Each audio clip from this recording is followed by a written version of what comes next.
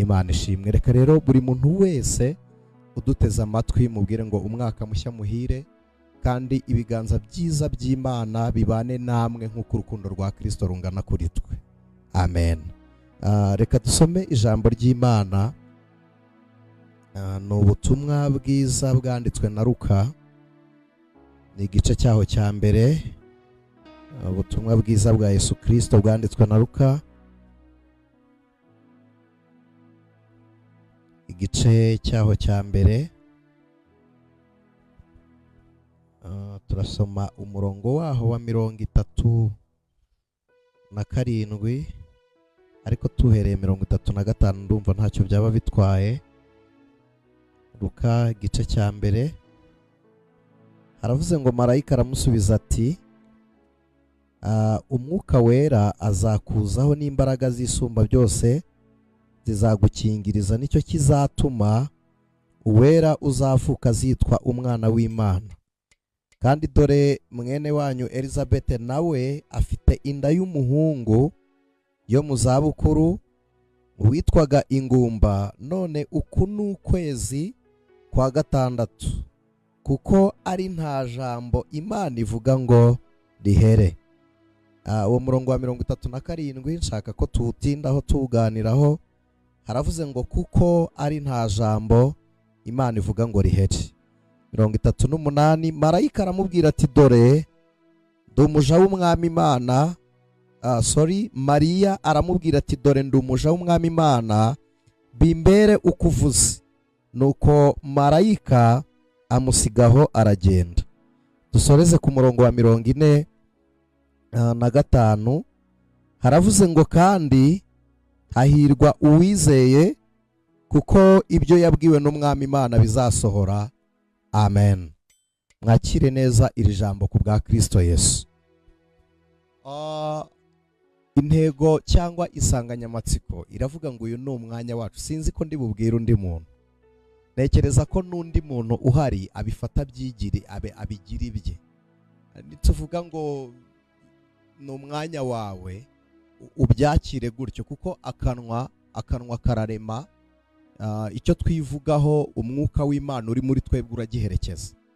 Dusomye ijambo ry'Imana mu gitabo cy'umugabo witwa Luka. Luka yari umugiriki ntabwo ku isezerano cyangwa kuri kavukire ntabwo yari umwisiraheli. Yari umugiriki wabwirijwe ubutumwa na Pawulo, hanyuma yari umuganga aza kwakira Kristo Yesu abitewe n'ibintu bibiri. Nicyo gitumye nshaka kuvuga ku mateka ya Luka. Bwa mbere yumvisha umuntu wari Imana akigira umuntu. Iyo fenomene ntibaho. Ntabwo Luka yari ayizi muri biological.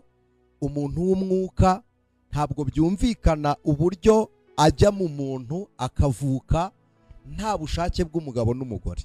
Icyo kintu cya confusinze Luka. Arangije akurikirana Pawulo, aravuga ngo ibi bintu umuntu avuga by'umugore wasamye inda ari isugi akabyara Imana yarigize umuntu, hanyuma icya kabiri agapfa, yamara gupfa akazuka. Kw'iyo raporo kwa muganga ntibayitanga ko umuntu yazutse, n'umuganga ugerageje avuga ko umuntu yahembutse. Byo kuzuka ntabivuga, ariko this is your time. Kuzuka bibe kuri wowe, ibyo abantu batiteze, ibyo abantu bazi ko bidashoboka, ukuboko kwiza kw'Imana twizera kurabishobora. Hanyuma Luka yumva umuntu wapfuye arazuka. Arangije aravuga ati, nshaka kumva amakuru y'uyu mugabo. Umuntu wapfuye akazuka nindi? Pawulo aramuvuga, aravuga ngo yari Imana yigira umuntu. Bibiliya irabivuga. Pawulo yabibwiye Abafilipi. Yarababwiye ngo yabonye ko kwitwa Imana atari ikintu cyo kugundirwa. Imana ishimwe cyane, ngo yiyambika akamero k'umugaragu ndetse nawe w'imbata. Si icyo ngendereye kuvuga, ariko reka tuvuge ku buntu bwa Kristo mu gihe cyawe cya none. Hari igihe abantu benshi bumva ijambo ry'Imana bakaryumva nk'umwigisha uri kubabwira, bakaryumva nk'ahantu runaka baryumvishije, ariko menya ko iki ari igihe Imana yagutoranyije kugira ngo wumve imigambi yayo kuri wowe. Ntabwo kumva ijambo ry'Imana ntabwo ari amahirwe ya buri wese, wumva Imana ivugana nawe mu ijambo ry'Imana, ujye ukuramo icyo Imana ishaka ko wumva. Imana ishimwe. Aha dusomye turi mu gihe ngira ngo uyu ni umunsi ugeze mu wa 8 tuvuye ku itariki twizihizaho ivuka rya Kristo kuri Noheli. Iyo tuvuga kuvuka kwa Kristo, mwihangane ndaje bifurize na bonane nayo tuyivugeho, spirituellement nayo irahari. Iyo tuvuga ivuka rya Kristo, abantu bumva umukobwa wasamye inda ari isugi atarahuye n'umugabo, ariko bisobanuye iki? Imana irashaka iki? Imana ishima. Nkiri kuri iri jambo ndumva nahanurira umuntu wese uri kutwumva nkakubwira ngo iki nicyo gihe cyawe, ariko uhure n'ibyo utigeze witega, kandi Imana ikore ibyo itigeze ikora n'ikindi gihe. Yesaya yarabihanuye, abivuga abwirijwe n'umwuka w'Imana, aravuga ngo kugira ngo babirebe batangare, batavuga ngo bari babizi, aravuga ngo biremwe nonaha.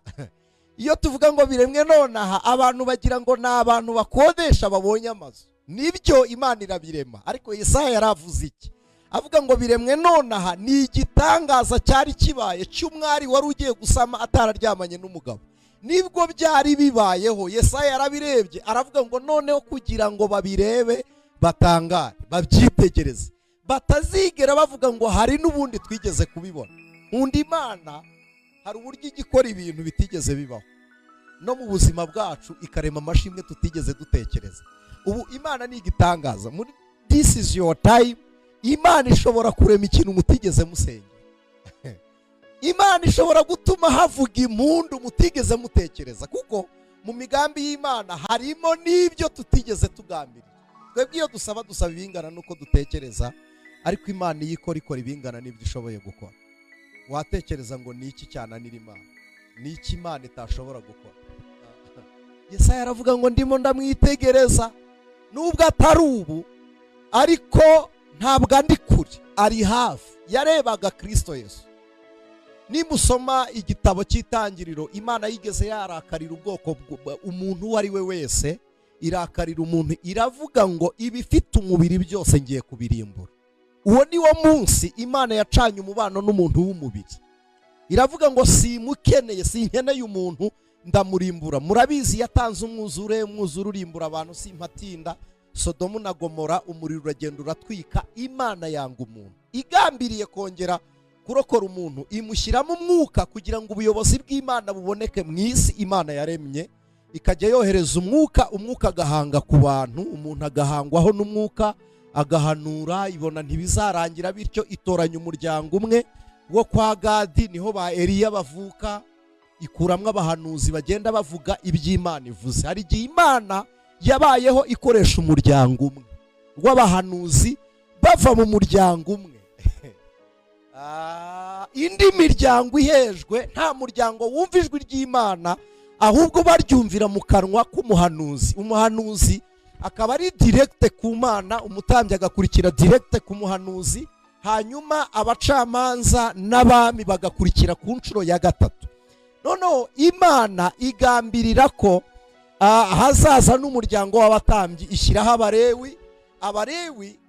Mwihangane nkoresha iki Kinyarwanda nibwo byumvikana, bagira ubwibone nkunda, barabifiringa. Kwitwa umulewi mu gihe buraya baravuga ngo ni Yahwe Kara, ni ukuvuga ngo ni Kara ya koru yo guhamagarwa, ni ukuvuga ngo Yahwe yaraduhamagaye, Yehova. Iyo bavuga Yahwe baba bavuga Yehova, ngo nabahamagawe n'Imana. Ni abantu bari proud yuko bari bonyine. Imana yarabahamagaye kandi ibahamagara ari bo, nta bandi ihamagaye. Kandi niko biri, abatambyi bavaga muri bo n'ababitsi b'amavuta. Nubwo bavuye kwa Efurayimu, ariko Efurayimu ntigeze abika amavuta. Amavuta Efurayimu yabikaga na ya Elayo, ariko aya narada yo ku mukondo yabaga avanze ibintu byinshi ntari buze kuvuga, ko hari amavuta y'abami, hari ay'abatambyi, hari amavuta y'abarwayi basigaga ku barwayi. Amavuta ari mu byiciro, hari n'amavuta akiza ibibembe. Ntabwo amavuta yose ari ay'ubutware, hari n'amavuta akiza. Amen. Rero turi hano, ayo mavuta mu byiciro Imana yakududubirizeho. Amavuta akiza amanuke, amavuta yimika amanuke, amavuta y'abatware amanuke, umwuka w'Imana arabyuzuye, ko umwuka aruzuye. Imana ishimwe. Amen. Imana ibona hari imiryango yahejwe, ibona hari imiryango yatakaye, kwa Yuda haravamo abami, ibona hari indi miryango itagira agaciro. Reka ngaruke noneho tuganire twumvikana twese. Ibona nanjye nta gaciro, sinzi wowe uko wari uhagaze, ibona nawe nta gaciro. Hari igihe umuntu agira agaciro mu bantu ariko atakagira ku Mana. Abantu bakakwemera, Imana itakwemera. Ariko kandi Salomo yarabyanditse aravuga ngo kuvugwa neza biruta amavuta y'igiciro cyinshi atanu. Hari igihe umuntu avugwa neza ariko nta neza y'Imana iba kuri we. Bijya bishoboka. Hari umugabo wavuzwe neza ariko nta neza y'Imana imuriho, aranabizira. Bibiliya iramuvuga, witwa Herode. Yaravuze ari kuganira na rubanda, baramubwira ngo noneho si ukuvuga nk'umwami, uvuze nk'Uwiteka Imana. Ntiyagira icyo asobanura ku cyubahiro cy'Imana. Marayika yamukubise urushyi rimwe. Abantu badukurikiye bari muri Isiraheli ibi murabizi, n'abandi bami bibukwa, Herode ntajya yibukwa kuko ntagira igituro, ntamva ye ibaho. Yarakubiswe ahinduka inyo, barayora barajugunya, ntibigeze bazishyingura. Iyo bavuga Herode bibuka izina ariko ntibazi ngo akinguye. Rero hari abantu bagira icyubahiro ariko batubahwa n'Imana, muri bo nta bwami, muri bo batagira icumbi ry'Imana. Ariko uyu ni umwanya wawe, Mana ishimwe. Uyu mwaka ku itariki ya nyuma y'umwaka itazongera kugaruka, ni itariki ya nyuma ya 2024. Ndagira ngo ugire ibintu usezerera, ubibwire ngo nawe uri uwa nyuma kuri njye. Imana ishimwe. Uyu ni umugoroba dutaramye, abantu benshi bari mu bitaramo bitandukanye, ariko ba muri iki gitaramo cyo kuremesha amashimwe ku buzima bwawe. Ube mu gitaramo cyo guhinduza identification yawe mu buzima bwawe. Imana ishimwe, kuko Kristo ari kumwe natwe. Dusomye ijambo ritubwiye ngo kuko ari nta jambo Imana ivuga ngo riheri, kandi hahirwa uwizeye kuko ibyo yabwiwe n'Umwami Imana bizasohora. Imana ishimwe. Imana irangije ibona ntizaba iy'ishyanga rimwe. Ukantu ndagakunda cyane. Imana ifashe mu byumve mutuje, ibona ntabwo ari iy'ishyanga rimwe. Oh, haleluya. Nasomye ijambo ry'Imana rirambwira ngo Kristo Yesu ari ku musaraba, ngo ntiyitaye ku isoni zawo n'umubabaro w'umusaraba, ngo kubera ibyishimo byari bimushyizwe imbere. Muri ibyo byishimo Imana yararebaga ikabona aniseti muri Kristo Yesu, hakavamo ibyishimo Imana itwishimiye. Kristo akanezezwa nuko duhari. Oh, Imana ishimwe. Ndagira ngo mabwire ko kamere ya Kristo ijya ibika umugisha n'umuntu mu gihe. Ni Ikinyarwanda gishobora kugorana kucyumva. Ibika umuntu n'umugisha we ikabibika mu gihe, noneho ukagaragara mu kindi gihe. Murabizi ko igihe kigira ibyiciro bitatu, kandi igihe umuhanga watekereje ku gihe yarankoreye, igihe yagishyize muri formule ya 0. Ni 0. Igihe niko kiri, gitangirira ku kadomo kizenguruka, hamwe urushinge rutangirira, iyo ruhageze ruba rubaza ibindi. Igihe cyashize gifite abo kibitse, kikagira n'ibyacu cyabitse. Twe tubyibuka nk'amateka, abandi tukabyibuka nk'abashize, nk'ibyashize bikarangira. Hari n'igihe cya none kiriho, tukifashishamo ko igihe cya none gituma twegamira igihe cyashize tugakomezwa n'ibyo twanyuzemo, cyangwa tukanoroshywa n'ibyo twanyuzemo. Ariko noneho ikintu gitangaje, umuntu ubana na Kristo Yesu hirya mu gihe kizaza, ibi turi kubivuga ari itariki ya 31, ntabwo ziragera ngo zihinduke itariki ya mbere. Ni 31 z'ukwezi kwa 12 2024. Ariko ku itariki ya mbere Imana ifite ibintu yaremye, ibiremeye abayizera, ibiremeye abari muri yo. Noneho kugira ngo duhure nabyo, ntabwo Imana ijya yemera ko duhura n'ibintu. Duhura n'Imana, Imana ikaduhuza n'ibyo yaturemeye. Imana ishimwe. Imana iratwikonekta. Twebwe iyo tumaze kuba connected nayo, Imana ijya yaduhuza n'ibyo yaturemeye. Niyo mpamvu tuvuga ngo uyu mugoroba Imana ibanze igufate nirangiza igupfumbatisha ibyo yakuremeye. Amen. Imana ikwakire, nimara kukwakira iguhe wakira. Haleluya. Imana iravuga ngo sinzaba Imana y'ubwoko bu, sinzaba Imana y'ishyanga rimwe. Ireba mu gihe hirya, ibona this is your time. Irayireba. Ibi ntabwo ari inyama n'amaraso. Timuzigere mutekereza ko hari umuntu wakora igikorwa cy'umwuka nk'iki mu mubiri. Ntibikunda. N'imbaraga z'umubiri n'imbaraga z'umwuka zikorera mu mubiri kugira ngo zisohoze mu isi y'abagaragara. Imana irabigambirira. Kristo Yesu agambirira kutureshya, agambirira kuducungura urukundo rw'Imana. Kristo yiyemeza kwitanga kugira ngo ababare. Ibi mutagira ngo byabaye amaze kuvuka. Oya, ntabwo Yesu yitanze yaravutse, ahubwo yitanze ngo avuke. Ko yaje kuvuka azi ko agiye kubona. Hari ikinyarwanda kiba abantu bajyaga bavuga ngo avukiye ku ruhu. Kristo nawe yavukiye ku ruhu, mu ruhu ashaka, yarawuhisemo, yawisemo ataravuka. Abihitamo, aravuga ngo ndagenda njye gucungura umuntu. Ninduye umunyamibabaro, usa n'uwamenye nimba nagikundira afite abantu bamwima amaso. Niwe jambo wahozeho gukiza, ntare yo mu muryango wa Yuda, mutabazi w'isi yose. Icyo yagambiriye umunsi wo guhorera w'inzigo, none umwaka wo gucungura abantu banjyuratase. Umunsi wari uwo guhoreraho inzigo, Imana yawuhinduye uwo gucunguriraho abantu. Amen. Amen. Nasomye ijambo ry'Imana mu gitabo cy'umuhanuzi Yesaya, rirambwira ngo haguruka ugende ubwire abantu banjye ibyururutse umutima, umenyesha abantu ko ibyaha byabo babibabariwe. Icya kabiri, haleluya, ubwire abafite imvune mu mitima. Imvune mu mitima ni agahinda karenga kwitwa agahinda, kakitwa akababaro, kakarenga akababaro, kakitwa ishavu. Ishavu rikarenga bikaba intimba, hahandi umuntu abona ibimunezeza aho kugira ngo bimunezeze nabyo bikaba igikomere kuri we. Kristo Yesu aravuga ngo uwo ufite imvune mu mitima, mumubwire ko nje kumuvura, mumubwire ko nje kumukiza. Hari abantu bafite urubori rubaruma ku mutima.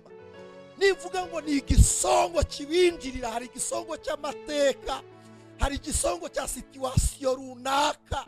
Yesu aravuga ngo mubabwire ngo ni umwaka w'imbabazi. Haleluya, ni umwaka w'imbabazi. Kandi si icyo gusa, mubwire n'imbohe. Mugende murebe imbohe, mubabwire ko mbabohoye. Abantu baboha mu buryo bwinshi butandukanye. Nasomye ijambo mu gitabo cy'umucamanza riransetsa, rirantangaza, rintera no kubabara. Samusoni afatwa, abayuda bagiye kumufata, abafilisitiya batinye kugera aho hari, batanaza aho ari. Bamugeze imbere arababwira ngo nimumbwire ko mutari bunyice. Baravuga ngo hoya, turakora ibi bikurikira. Baravuga ngo turagufata, icyo ni icya mbere. Icya kabiri tukubohe, ngo icya gatatu tukudadire. Niko Bibiliya ivuga ngo nitumara kukudadira tubagushyire. Hari abantu badufashe, baraboha, baradadira. Bamaze kudadira bagutereka mu bindi biganza. Ariko Kristo aravuze ngo ni umwaka wo kubohora. n'umwaka wo kubwira imbohe ko ziboho. Hari igihe umuntu akuboha ntumenye ko waboshywe, ukabaho mu buzima butakira ibyo wagenewe, ukajya ugira ibintu mu bitekerezo gusa, ariko kugira ngo utere intambwe ishyika ku by'Imana yasezeranye nawe bikakugora. Umuntu akagira imishinga gusa ukayibika mu mpapuro, tukazirigisitira muri mashini, amaproje tukayabika, wowe ibitekerezo byawe ntibabifate, ariko kugira ngo ugere ku mugisha wawe, reka da. Uyu ni umwaka wo kubwira abantu baboshye ko baboho. Amen. Ni umwaka wo kubwira abantu baboshye ko baboho. Nihute ngere ku ijambo dusomye. Yesu agambirira kuza. Nicyo nashakaga kubabwira kuri iyi tariki. Yesu agiye kuza aravuga ngo nzabana n'abafite umubiri gute. Imana yari yaravuze ngo umwuka wanjye ntazahora ruhanya n'abantu bafite umubiri. Kristo arangije abona umwari w'umuziranenge, abona Mariya wegera Imana, aravuga ngo nzavukira muri Mariya. Kuvuka kwa Kristo, papasi ya Yesu ntabwo ari ukuvuka. Kuvuka kwe no kuba muri Mariya ni umwuka kujya mu mubiri. Birasobanuye ngo Imana y'umwuka yongeye kwiyunga n'ibifite umubiri. Gusama inda kwa Mariya nicyo bisobanura. Yari kuvukira ahandi, Imana ikadukirisha abacunguzi nk'uko ba Samusoni bavutse, Imana ikadukirisha ba Dawidi, Imana ikadukirisha ba Yohana bagiye baza mu bitangaza. Imana yavuze icyo bagiye gukora, byari gushoboka, ariko noneho aza bitandukanye n'abandi. Ndumva nuzuye umwuka wo kukubwira ngo Kristo aze bitandukanye nuko abandi baje. Hari abantu baje tubona kugira neza kw'Imana, ariko Kristo aze bitandukanye nuko abandi baje, akugereho bitandukanye nuko abandi baje. Imana ishimwe. Aza bitandukanye. Mariya asama inda y'umwuka. Ijambo nshaka gutindaho, ahagarara imbere ya marayika aramubwira ngo nta gikorwa na kimwe nakoze cyatuma nsama, nta na kimwe nigeze nkora cyatuma nsama. Njyewe ndi isugi, umugabo wandambagije ntituraryamana, ndasama gute? Ndabyara Kristo, ndabyara nte kandi ntarahura n'umugabo? Aramubwira ngo imbaraga zisumba byose zizakuzaho. Hari igihe imbaraga zisumba byose zikingiriza umuntu wari umugaragu akaba umutware. Imbaraga zisumba byose hari igihe zikingiriza umuntu wari umugaye agakira. Niba twabanye kuva mu itangira, mwumvishije amashimwe mushiki wacu ashimye Imana, aravuze ngo data bukwe. Ntiyahaguruka, ntiyagenda. Ntabwo tuzi uburyo Imana ijya ibigenza igakiza abarwayi. Icyo tuzi ni uko ifite imbaraga ikingiririsha abantu, ikagukingiriza, hakagira ibintu bikubaho isi itazi uko bigenda. Ni nayo mpamvu biyorojikoma hari ibintu duhakana umwuka abihamya. Ntabwo tuzi uko bikorwa. Imana ibikora ikingirije abantu. Muzarebe ahantu hamaze gutera imbere, natwe mu Rwanda bibaho mu mijyi yacu. Iyo turi kubaka turabanza tugakortira. Abantu benshi bajya kubona inzu bakayibona igeze kure, finisage imeze neza. N'Imana igikora muri iyi, Imana igikora muri iyi system, ikabanza igakortira umuntu, ikagushyiraho protection. Noneho abantu batiteze kuzaba umuntu bakakubona uri umutware w'abantu. Noneho imbaraga zisumba byose zizakuzaho. Haleluya. Numva nabisubiramo, zizakuzaho. 2025 imbaraga zisumba byose zizakuzaho, nizimara kukugeraho zigukingirize. Haleluya. Kubera iki zigukingirize? Hari ibishaka kukureba ugukingirije adashaka ko bikubona. Hari ibigukeneye Imana idashaka ko bikubona. Nakunze umunyashuramukazi, baramubwiye ngo umukunzi wawe ameze nkana. Aramubwira ngo nk'umutapwa mu biti byo mu ishyamba, nka karungu mu mahwa, niko umukunzi wanjye ameze mu bana. Aramubaza ngo Salomo abaza umunyashuramukazi, aramubaza ngo umukunzi wawe afite amaboko ameze ate? Aravuga ngo amaboko ye ameze nk'inyegamo z'amahema y'Ikedari. Hari abantu batazi inyegamo. reka tuyikompare na rido. Ni umwenda ushobora, reka mbyita umwenda, ikintu runaka gishobora gutandukanya abantu b'inyuma n'ab'imbere. Kuvuga ngo ukuboko kwe ni nk'inyegamo, biravuze ngo ukuboko kwe kuradukingiriza. Mu yandi magambo, impamvu Imana idushyiriraho inyegamo, hari operasiyo Imana ibirimo kandi ari iy'ibanga, idashaka ko hari abantu bayimenya, ikabanza igashyiraho inyegamo yayo. Imana igishyiraho inyegamo, umugore akajya kubyara, abarozi bahari badashaka ko umwana aba muzima.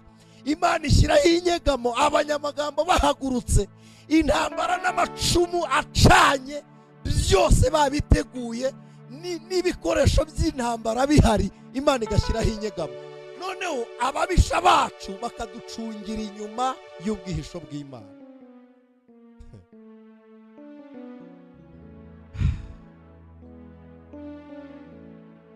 Hari umunsi uzacana wake, kuva uwo munsi imbeho izashira, uwo mutwaro uza kuva ku mugongo, ineza y'Imana izakomaho.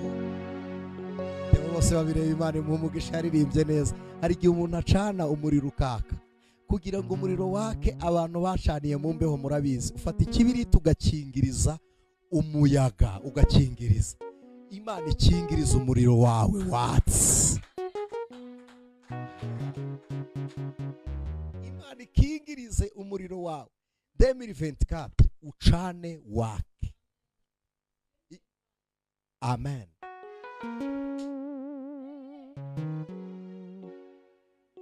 Bibiri 25 umuriro wawe wake. Yes, this is your time. Oh, Imana ishimwe. Imana irema none ibyo twambukana ejo. Ntabwo iby'ejo Imana ibiduha ejo, iby'ejo Imana ibiduha none. Ejo iyo tuhageze dusigarana irindi jambo ry'ejo. Imbaraga za none nizo Imana ikoresha itwambukanisha ejo hazaza. Kuko iki cyo nta n'umuntu wakidisikasingaho. Murabizi ko kugira ngo ugere aho ugiye uhatangirira aho uri. Nta muntu ushyika aho ajya atatangiriye aho ava. Icyo kirumvikana. Gushyika k'umugenzi bitangirira ku ntambwe ya mbere, kandi umuntu wese yitwa umugenzi kuko afite aho ari kujya. Niyo yaba atarabona inzira ari kuyobagurika, umuntu akuyobora ari kuri kugenda. Hari ibintu tutarageraho dutekereza turi kujyamo, kandi ndahamya neza ko hari abantu bahagurukanye imvugo y'Imana, hari abantu bahagurukanye amasengesho, hari abantu bahagurutse Imana yaravuze ngo nzabagirira neza. Ineza y'Imana iri mu gihe muri kujyamo, Imana iguhuze nayo, ariko tangirana nayo none, injirana nayo none, hagurukana nayo none. Hari umugisha ukeneye, wiwutekereza kure, wiwutekereza kure. Imana ishimwe. Imbaraga zisumba byose zizakuzaho zigukingiriza. Wambwira gute? Mami yabivuze, yavuze ngo nakiriye agakiza batabyumva. Wambwira ngo ukakira gute abandi batabyumva? Wowe se ubundi ubyumva gute? Wowe ubyumvisha ikihe cyumviro abandi batabyumva? Imana irabanza ikagukingiriza, igakora operasiyo yo kukumvisha gusa. Hari uburyo Imana ijya ibigenza. Hari uburyo Imana ijya ibikora, igakingirana ba Budurukarimu. Nivuga Budurukarimu nta wundi ndi kuvuga njyewe, niko nitwaga umugaragu wa Nyirimo. Igakingirana Budurukarimu mu bana benshi, mu bashehe benshi, muri ba imamu benshi twari kumwe benshi. Igakingirana Abudurukarimu, ikaganira nanjye mu mvugo ndi bwumve abandi batari bwumve. Imana ijya idukingiriza ikavugana natwe abandi batumva. Muzi ikintu gitangaje mu muhamagaro wa Elisa? Imana yahamagaye Elisa imuha bamuhamagariye muri Eliya adashaka ko Elisa aza. Ntabwo Eliya yashakaga ko Elisa aza. Reka da, Eliya ntiyabishakaga, yamuhamagaye yarakaye ameze nabi. Hari abantu batabashaka aho muri, hari abantu batabakeneye aho muhagaze, ariko kandi bakazamo mesaje y'Imana. Imana ijya ibikora. Eliya, Imana yaramubwiye ngo genda uhamagare Elisa. Eliya ntiyamubwira ngo Uwiteka aragushaka, afata umwitero gusa awumukozaho. Ntiyamubwira ngo tujyane. Elisa yumva imvugo y'Imana mu mwitero wa Eliya. Eliya tumvisha icyo Imana ibwiye Elisa. Haleluya. Ntabwo Eliya ntiyigeze yumva icyo Imana ibwiye Elisa, ariko Elisa yumvisha icyo Imana ivuze. Arangije abwira Eliya, aramubwira ngo mbabarira. Aramubwira ngo mbabarira njye gusezera. Imagine ko Eliya ntiyigeze agubwa neza. Yaramubwiye ngo hari icyo nkubwiye, hari icyo mvuganye nawe. Elisa yagiye kubaga ibimasa, asezera umuryango, arawubwira ngo ngiye gukorera Imana. Ariko Eliya ntiyigeze aza kurya ku bimasa Elisa yabaza asezera. Ntabwo yaje. Ariko kandi agiye i Beteli, arongera aramubwira ngo ngaho sigara hano. Ari kujyana umwitero atazakoresha mu ijuru, ari kujyana imbaraga zitazakora mu ijuru. Ubundi imbaraga zikenewe mu isi urazitwara mu ijuru gukora iki? Ko mu ijuru utazakenyera uyu mukenyero wawunsigiye. Aramubwira ngo hoya, ntabwo ngiye, ahubwo Uwiteka ntumye i Beteli, kandi ntitujyana, guma hano. Umunsi wo kumuha umwitero ntiyamwemerera ko bajyana. Elisa arahira indahiro utarahira kuri shobuja. Yaramubwiye ngo nturahiye Uwiteka n'ubugingo bwawe. Mu yandi magambo, gusigara hano bingana no kukwica. Sinzi niba iki Kinyarwanda mucyumva. Kurahira ubugingo bw'umuntu ni ukumwica. Biravuze mba nkwishe. Umunyarwanda waravuga ngo mba nkuroga. None se kukuroga ni ukukubeshaho? Ni ukukwica nyine. Arakubwira taha data mba nkuroga, kubikora mba nkuroga. Elisa aramubwira ati urahiye Uwiteka n'ubugingo bwawe, sinsigara hano. Agere mu nzira, abana b'abahanuzi baramubwira ngo agiye kugukurwaho, kuko ni siri yake, ni we n'ibanga rye, ni sekre ya Elisa. Ntabwo ashaka kwerurira Eliya ko yamenye ko agiye. Abwira abana b'abahanuzi ati ndabizi, ni muceceke. Ntamenye ko nabimenye. Mwebwe ni muceceke, mutaza kurabura, ahubwo akaza kumenya ko mbizi, reka ngendane nawe azi ngo namuherekeje. Ubu hari abantu bazi ngo turabaherekeje. Never. Natwe twambutse. Haleluya, haleluya. Abantu duherekeje, no, ntabwo turabaherekeza. Oya, ntabwo twagiye kuvumba amashimwe y'abandi. Haleluya. Imbaraga zisumba byose ziri kuri twebwe. Amina. This is our time. Ni igihe cyacu. Imana ishimwe. Ni umwanya wacu.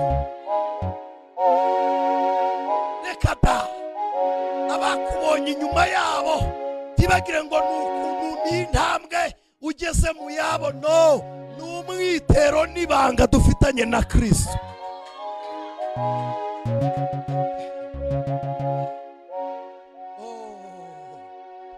Abana b'abahanuzi babimubwira inshuro ya kabiri, aravuga ati ndabinginze turize. Imvugo yiwe ni ihame, tegereza umunsi n'isaha, ubwo ari data wabivuze bizoshika. N'umugaba w'umunyakuri, ibihamya birahari. Iyo yokoroye nawe ushobora kugara. Reka mbabwire muri bimwe muri bimwe muziho sinabona ico yavuze agihera ibyo bintera gutegereza nkomeye ko nibyo ntarabona nzabibona.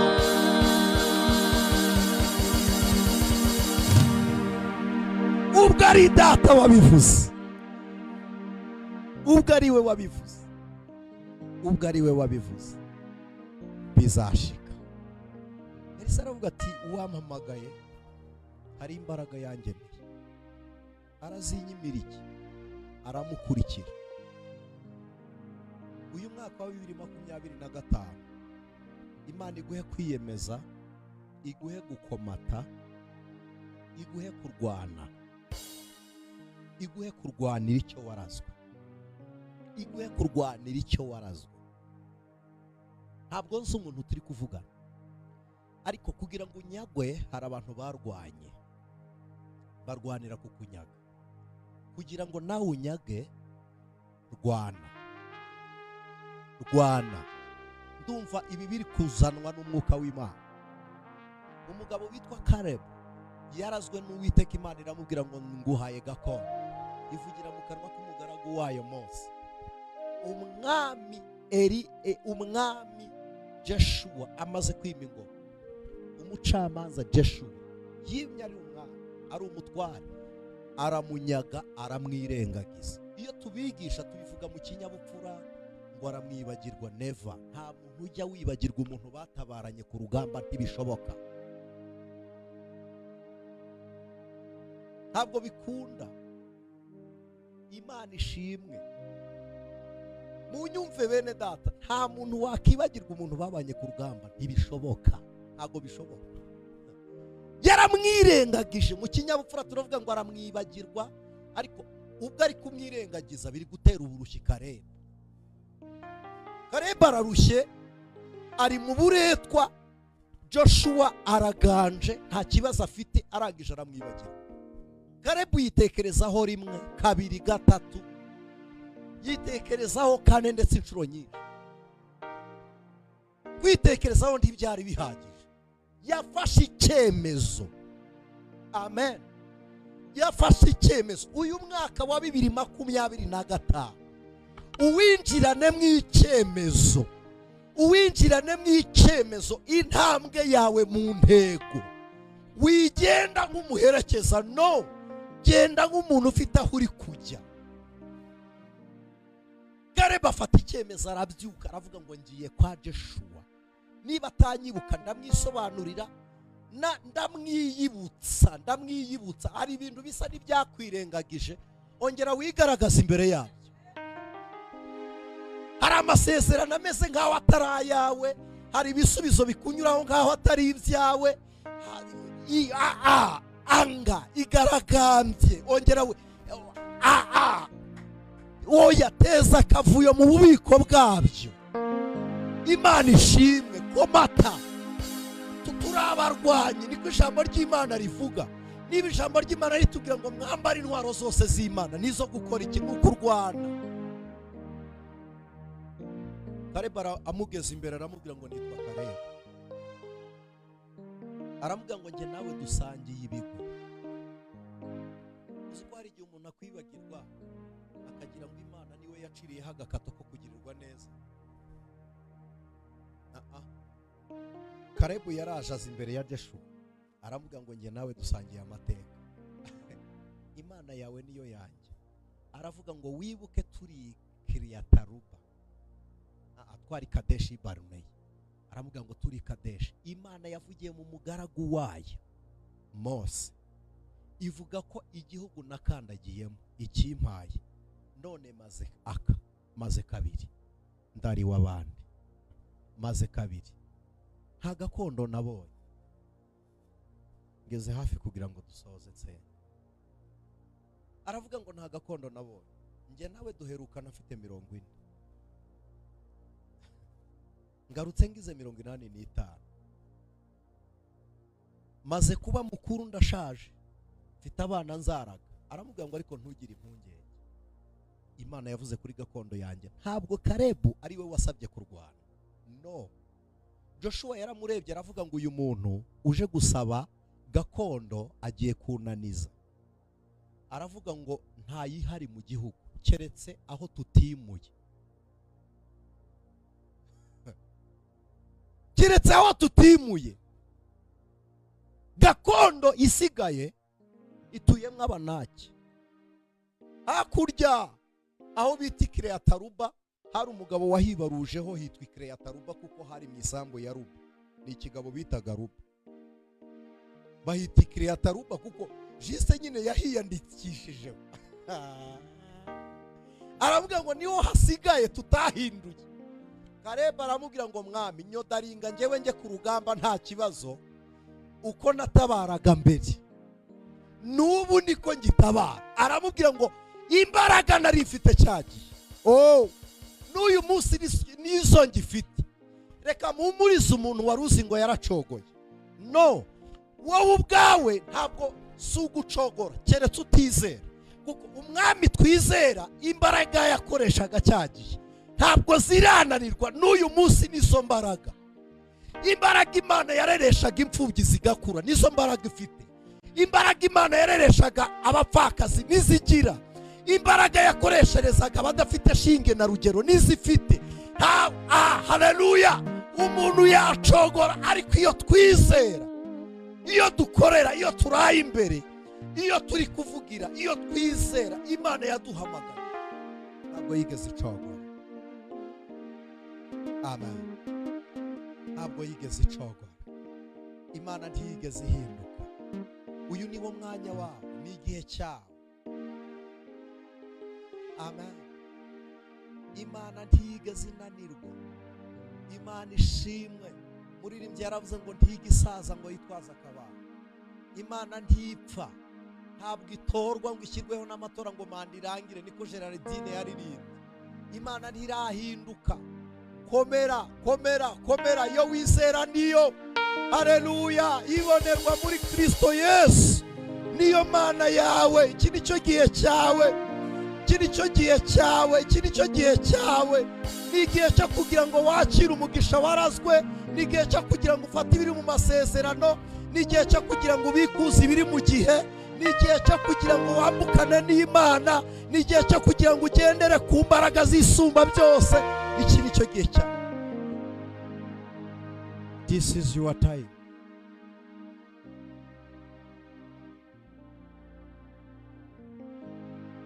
Niba hari impinduka ushaka, zigenzurire mu bihe bibiri. Ubana n'Imana ihindura, icyo ni icya mbere. Niba ubana n'Imana ihindura byahinduka. Icya kabiri, niba warahindutse nta kindi cyananira. Niba we warahindutse ukizera Imana ihindura, nta cyananira. Imana ntijinanira. Yeye ni yule yule jana hata leo milele habadiliki. Yeye ni yule yule. Ntabwo Imana igihinduka. Jana hata leo milele habadiliki.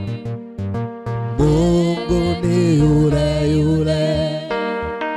Mungu ni yule yule. Jana hata leo milele habadiliki. Yeye ni yule yule. Aracyazura abapfuye, aracyabesha abadafite shinge na rugero. Reka nihute. Gitondo kimwe marayika abyukira kwa Mariya. Imana imuzana iwawe. Imana ikuzanira inkuru idasanzwe mu buzima bwawe. Ageze yaramubwira ngo ntumwe n'Uwiteka kukubwira ngo ugiye gusama inda. Ibi mubyumvire mu mwuka. Hari igitangaza kikubayeho utigeze witega. Ugiye gusama inda. Imyumvire ya Mariya aho ahagaze nuko yitwaye abikoresha ahakana icyo marayika ari guhamya. Ndagira ngo mbasabe ntimusitara, ntimuhatinda. Hari igihe Imana igukorera ikubwira ibyo izakora, ugahita ureba aho wavuye, ukareba aho uri, ukavuga ngo ntibyashoboka. Nibyo kuri wowe ntibishoboka, ariko si wowe uzabikora. Yo iravuze ngo niyo izabikora. Iramubwira ngo njyewe nzabikora. Nasomye ijambo ry'Imana riravuga ngo njyewe ubwanjye nzabyikorera. Ni Imana ubwayo izabyikorera. Haleluya.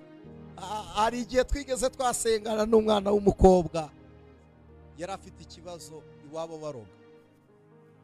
iwabo baroga abizi, twari turi kumusengera anarwaye uburozi yagaburiwe n'iwabo.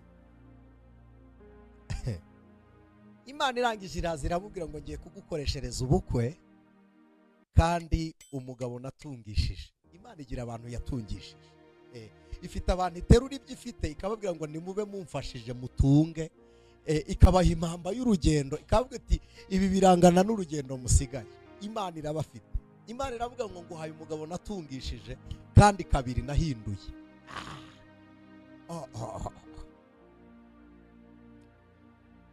Turapfukama turi gusenga, Imana irabimubwira. Umukobwa araturika ararira, aravuga ngo Mana uranshinyaguriye. Aravuga ngo kuba uriyo ndabyumvishe uriyo, ariko uranshinyaguriye, ibi ntiwabimpa. Ngo nanjye ubyarwa na runaka, ntako nashakaga kuvuga gusa. Nanjye uturuka kwa runaka. Reka mbabwire, inkomoko y'ibyo dutunze muri Kristo Yesu ntabwo ituruka mu gisekuru cy'iwacu. Never. Ntabwo Imana iduha ikurikije aho tuvuka, nta nubwo iduha ikurikije aho dutuye. Ni Imana ishobora gufata toni 100 ikazikorera inyoni idapima n'amagarama 2. Ni Imana yabishobora. None se Imana, Yesu ufata konda agasiga ku mpumyi ntayihumure, agasiga hose, yamara gusiga akayibwira ngo jya kwiyuhagira. Iragenda itabona, isanzwe itabona, naho ayitumye ntigeze ijya kuvomayo na rimwe. Yajyaga Isirowamu kureba ikise, ko naho yicaraga bayizanaga bakayibwira ngo wageze ku nzira. Ariko amusiza konda aramubwiye ngo genda. Wambwira gute se ko atari tona ateretse ku mugongo w'inyoni? Hari igihe Yesu akubwira ibirenze imitekerereze yawe, wowe ugatura kure kubera imyumvire ugira, ukajya uvuga ngo ntibishoboka. Nibyo, wowe vuga ngo ntibishoboka kuri njyewe, ariko ku Mana birashoboka. Imana irabishoboye. Mariya aravuga ati ntabwo byashoboka. Ahakanisha imvugo y'Imana amateka. Hari amateka ajya atuma tutemera ibyo Imana izakora. Yasige 2024 buyasize inyuma. None nujya gusenga, reka nguhe irindi banga. Ntuzasenga usaba ibingana n'ibyo utekereza. Nyuma y'ibyo usaba wowe ukeneye, ujye ubwira Imana ngo imigambi yawe irakomeje kuri njye, uzasohoza ibingana n'ibyo ushoboye gukora. Ariko twarambura ibiganza n'abantu bari online, turambura ibiganza gusa, vuga ngo Imana ishobora byose. Amen. Mariya arangije aravuga ngo byagenda bite? Ubu Mariya ari kuburana, so muri kunyumva? Ubu Mariya ari kuburana, already Elizabeth we yasamye inda. Ako kantu nashatse kukavugaho. Mariya uri kuvuga ngo ntibyashoboka, kwa Elizabeth byarashobotse. Mariya uri kuvuga ngo ntibikunda, kwa Elizabeth byarakunze kera. Reka rero mbwira umuntu neza amatwi, namwe turi kumwe hano live, reka mbabwire ngo ibyo uzi bitashoboka si wowe Imana ibyigiyeho, hari ahandi yabikoze birashoboka. Mariya uri kuvuga ngo ntibikunda, kera Elizabeth afite amezi 6 aratwita. Amen. Aho uzi wowe utagera, kera hari abantu Imana yicajeyo. Ibyo uzi utabona, hari abantu bari gushima ko babirimo. Ahantu uzi utagera, hari abantu bahageze kera. Hari imirimo Imana yakoze kera. Haleluya. Nasomye ijambo rirambwira ngo ubwo tugoswe n'igicucu cy'abahamya bangana baryo, twegere noneho tudatinya, twikureho ibizaha bibasha kutwizingiraho, ariko kandi twigire kuri abo ngabo. Mariya ari kuvuga ngo ntibishoboka, Elizabeth atwite. wowe uravuga ngo ntiwakira, Imana yarakijije n'iseti kanseri, ushingiye kuki? Ntiwakira, nanjye narakize, nanjye narakize. Wowe kera Elizabeth yawe yaratwise, we afite inda, ariko Mana nyagasani ngo mama wawe ntiyaza, na mama wawe yicaye hano nawe yaje, Elizabeth yarasamye. Reka mvugane na Mariya mubwire ngo ibihamya byo gukora kw'Imana biriho birahari. Reka tuvugane na Mariya wari ufite gushidikanya, reka mubwire ngo n'Imana ibivuze, iki ni cyo gihe cyawe, iyi ni your time, uyu ni umwanya wawe, iki ni igihe cy'impinduka kuri wowe, wishidikanya. Elizabeth byaramushyikiye ngo ntiwabyara, Hana nawe ari mama Samweli ngo nta nzira zihari, ifarashi n'uwihetse yarabiroshye mu nyanja, ngo inama zirahagurutse, intare zarabuze amenyo akanja Daniyeli, ngo baracana, Saduraka, Meshake na Abedenego ntago bahiye. Si wowe Imana yigiyeho, ntabwo ari wowe yigiyeho. Ngo wahombye byose, na Yobu yarongeye agatunga, akagira beza kuruta ba mbere.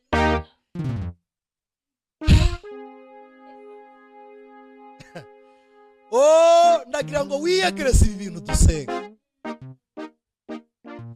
Mariya akimara kumva ijambo rya Elizabeth rya marayika, aravuga ngo simbyihererana, ngiye kwa Elizabeth, njyewe ndasama ndisugi, reka njye kuganiriza Elizabeth ibyo marayika nkoreye.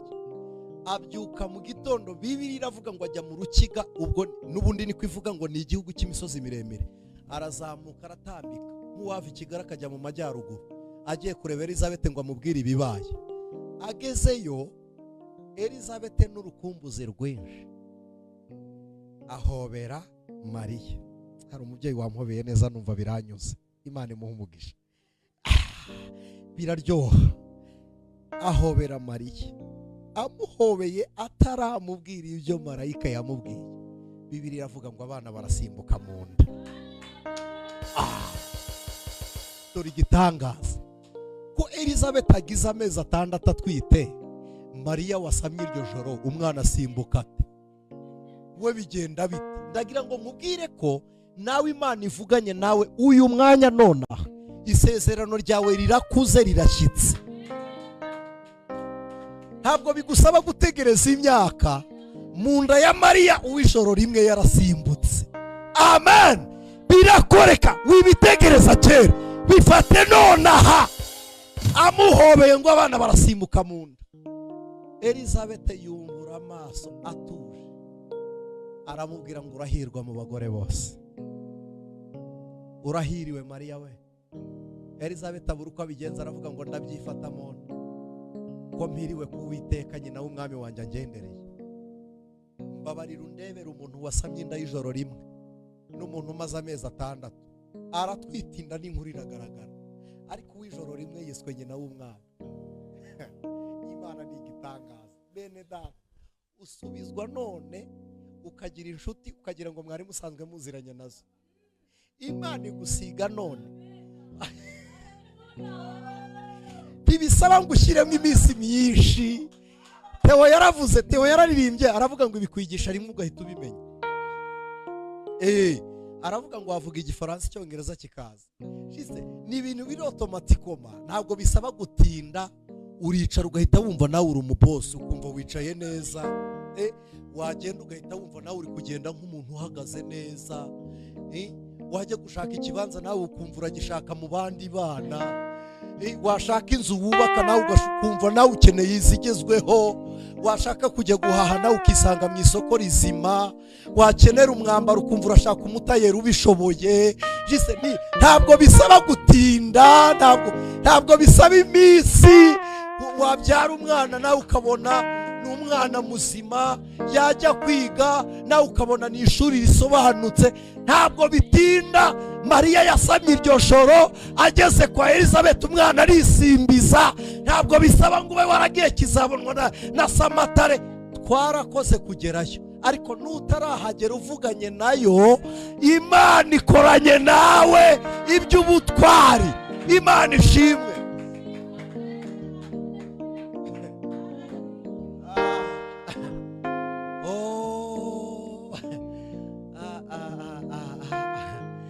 Uru rugendo rwa mu butayu ruzarangira,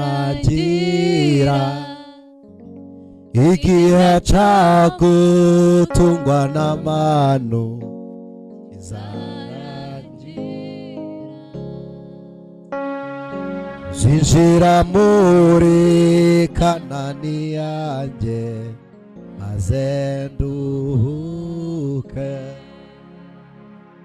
nzogera ku cyo yavuze, nzogera naho yambwiye, kuko Imana atari umuntu wibeshye.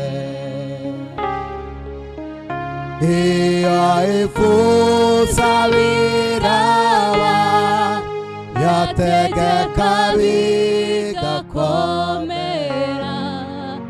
nifite ijambo rya nyuma kuri njye. Ndagira ngo ubanze utekereze ku cyo Imana yavuze, utekereze no ku kivuganye nawe uyu mwanya. Hagaze hano imbere yanyu, numvise ijwi ry'Uwiteka rimbwira ngo Imana ikoze abantu ku maso. Iki mucyumve, hari umuntu wari warabuze umugisha we, kandi umugisha we uhari. Imana igukoze ku maso kugira ngo urebe ibigukwiriye Imana yakuremeye. Nonaha uku tuvugana ndimo ndabona abantu benshi bandi imbere bameze nk'abavunitse amaboko, batabashije guterura, ntacyo bafata ngo bakimarane umwanya. Amaboko yanyu amera nk'amugaye. Ndimo mbona marayika w'Imana asubiza ingingo mu mwanya wazo, kugira ngo ndumva ijwi ry'Uwiteka rimbwiye ngo Imana ikomeje amaboko yanyu. This is your time.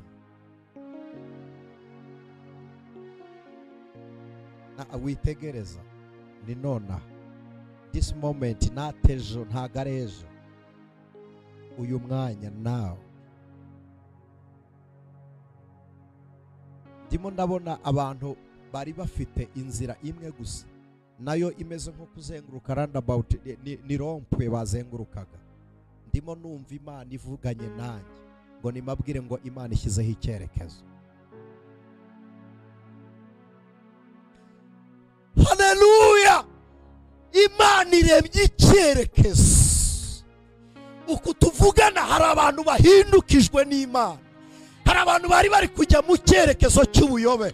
Ndimo ndabona Imana ihindukije abantu, iberekeje mu cyerekezo cy'umugisha. Hari abantu bari arorongotanye, Imana ihaye umurongo. Imana ishyizeho umurongo. Imana ishyizeho umurongo.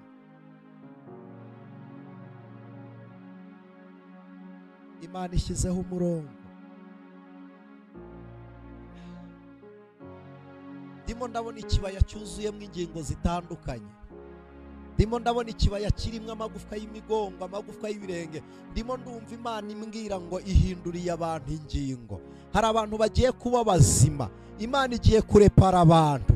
Hari abantu Imana igiye gusana bundi bushya, iri kubikora nk'umureparateri. Ndimo ndabona Imana igenda icomeka ingingo. Ndimo ndumva imbaraga z'ibitangaza zimanuka. Ndimo ndumva Imana ikora ku bantu. Hari abantu batumvaga, Imana izibuye amatwi bagiye kumva. Hari abantu bagendaga nk'ibitambambuga, Imana ishingishije intambwe bagiye kugenda.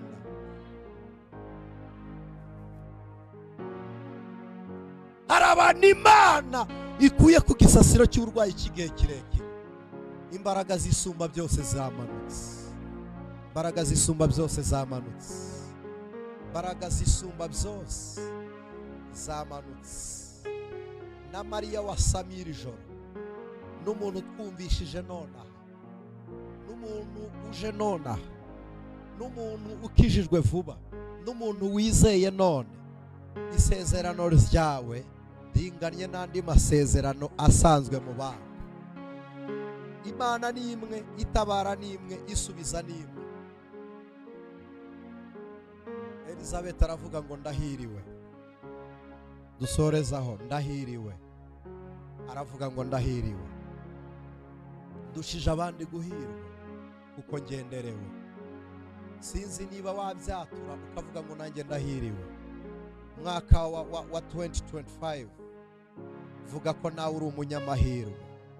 Vuga ko nawe Uwiteka gutungishije. Vuga ko nawe Imana igushoboje. Vuga ko nawe Imana igukomeje. Vuga ko nawe Imana igukoresheje. Vuga ko nawe ukoreye Imana. Vuga ko nawe uhindutse umutware. Vuga ko nawe uhindutse umutsinzi. Imana ishimwe, Imana ishimwe. Elizabeth aravuga ngo ndahiriwe. Nawe urahiriwe, nawe urahiriwe, nawe urahiriwe, nawe urahiriwe,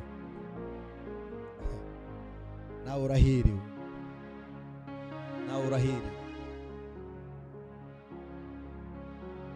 Ibi bivugiwe hano, ibi bivugiwe hano kuri This Is Your Time.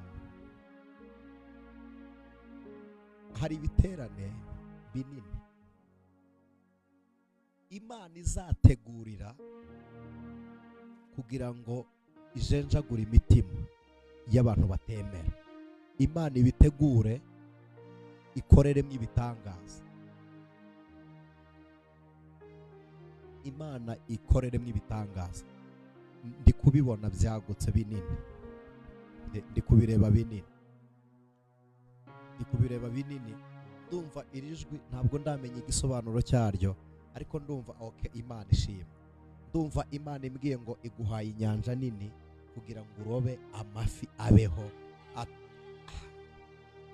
Ntabwo nzi ko muri bunyumve muri iki Kinyarwanda nuko mbyumvishije. Amafi agiye kubaho atari mu mazi, nuko ndi kubyumva. Hari abantu bazi ngo ubuzima bwabo ni hariya, ariko ugiye kubaroba babereho ubuzima Imana ishyize muri wowe.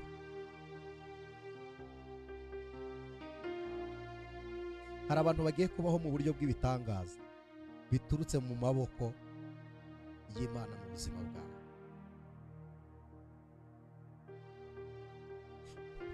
Mariya ngo ajye kuvuga ibimubayeho. Elizabeth, haleluya, Elizabeth amuteze amatwi, aramubwira ngo nagenderewe na marayika, arambwira ngo nzasama inda. Kiri kuvuga ibi ngibi ndavuga ngo bibuke ushaka, ndi umuja wawe Nyagasani. Buri muntu wese uri hano uduteze amatwi, buri muntu wese turi kumwe wicaye uri kumvira ijambo ry'Imana, nawe ugiriwe amahirwe yo kuryumva iki gihe cyaratambutse, vuga ngo bibuke ushaka mwa. Ubuzima bwawe bwakira impinduka zo mu bushake bw'Imana. Gukiza kw'Imana bibuke ishaka. Imana ikorere mu buzima bwawe nk'uko ishaka, ikugenderere nk'uko ishaka. Mariya aravuga ngo ndi umuja wawe, simpaka n'ibyo uvuze, nakiriye kugira neza kwawe.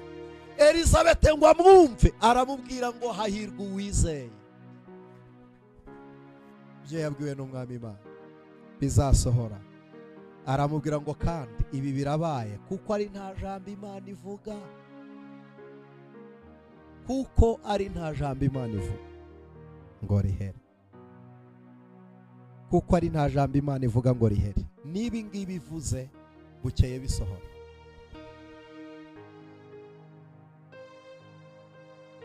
Ndagira ngo utuze dufatikanye gusenga. Itegure dusenga n'Imana, Imana y'inyamaboko, Imana idatsindwa, Imana idacogora, Imana itananirwa, Imana izura uwapfuye, Imana Uwiteka, Imana Rubasha, Jehova Shama, Imana Adonai, Jehova Tikeno. Turagushimiye, uramburirwa amaboko kuko uri igitangaza. uri Imana y'inyembabazi, utubabarira gukiranirwa kwacu, ugakuraho guhora n'inzigo. Umunsi wo gupfa niwo watubesherejeho, igihe cyo gukenyuka nibwo waduhaye uburame, igihe twanzwe nibwo wadusize amavuta y'ubwiza. Uyu mugoroba turagushimiye, waduhamagariye kuba bizera, natwe turabihamije imbere y'isi yose. Turavuze ngo Kristo niwe mwana, waratuvukiye, winjira mu muntu w'umubiri uri umwuka, kugira ngo abanyamubiri natwe duhabwe umwuka. None n'uyu munsi Mariya ntagitwite, ariko twebwe dufite inda y'umwuka we. Haleluya! Mariya yarabyaye, abyara Kristo Yesu. Tubona umucunguzi, Kristo atubyarira umwuka. None natwe twuzuye umwuka, twabyawe n'umwuka, turi abana b'umwuka, tuyoborwa n'umwuka. Imana Data wa twese yaduhaye impinduka mu bugingo. Turagushimiye mwana, turaguhamagaye wowe mugenga w'ibihe. Uhamagara umwijima ukawubwira ngo tambuka, umucyo ugahagarara. Nyuranya amaboko ku buzima bw'umuntu wari udukurikiye, wari ubabaye, nasurwe n'ibyishimo, umunezero uturiwe mu izina rya Yesu Kristo. Ineza y'Imana iganze. Enomase dry peringa enimoria donamandi ya hosa. Ni wowe Jehova tsikeno, uri umukiranutsi wacu, uri Imana idakiranirwa ngo yibagirwe imirimo. Nta jambo wavuze rigucitse, nta n'iryo wapfuye kuvuga, wavuze ubigambiriye. Waremye amashimwe muri twebwe mwana. Uyu mwaka wa 2024 hari ahantu wanyuranye natwe, hari impanuka wagiye uturinda, hari intare wasinzirije, hari abadayimoni basinziriye guhera, hari abantu bibagiwe kutugirira nabi kandi batarakizwa, barabyibagirwa ntibabikora. Hari n'abantu bibagiwe kudutega ntibabikora, turatambuka. Hari n'ababyibutse ntibabisohoza, urogoye imigambi y'abayincakura. None uyu mwanya turagusabye, uko wabikoze kera n'uyu munsi abari kubikora. Mwami turagusabye, ku gisasiro cy'uburwayi habyutsa abantu, mu bukene hakura abantu, mu makuba hakura abantu, mu ntambara zitandukanye uturwanirire. Ineza y'Imana igaragare, ineza y'Imana igaragare, ukuboko kw'Imana kugaragare, intsinzi y'Uwiteka igaragare. Mwami nyaguhora ku ngoma, turagushimiye, turagushimiye, turagushimiye. Twifatikanyije n'abizera bose kwambuka umwaka wa 2024.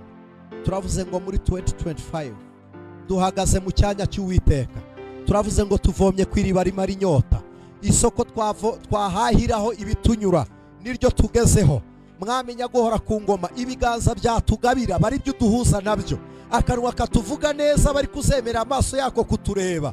Intebe tuzicaraho tukayikoreraho ibitunganya ariyo uzemera ko twicaraho mu izina rya Yesu Kristo. Inshuti z'umumaro arizo uzemera ko tubana nazo, uduhuze n'abantu banyabo, n'abantu banyabo, n'abantu banyabo, kugira ngo isezerano ryawe bitwarire mu mibiri yacu, dushyitse turi abantu buzuye batunganye. Wacyashye urupfu rurekura abari bapfuye barongera babaho. None uyu mwanya n'ibyacu byari bipfuye turabizuye. Igihe kigira ibyacyo, none natwe turagitegetse. Dutegetse igihe cy'amarira guhinduka umunezero, dutegetse igihe cy'amakuba ko gicya, igihe cy'ijoro n'igihinduka amanywa. Umunezero w'agakiza ka Kristo Yesu ubonekere muri twebwe.